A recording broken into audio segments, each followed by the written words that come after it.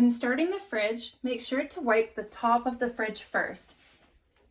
Reach as far back as you can with the cloth, and if you need to get further, you can use your feather duster to reach all the way to the back.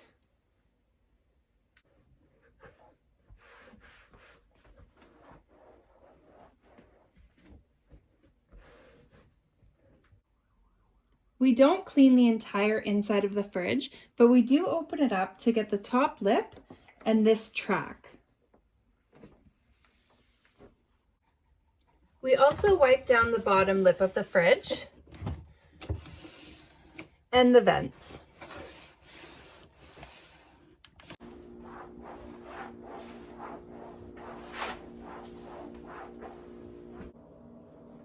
If there's a few magnets on the fridge, you can move each magnet to wipe underneath.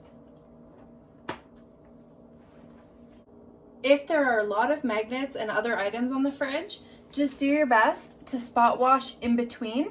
We do remove all magnets on first time cleans and special cleans.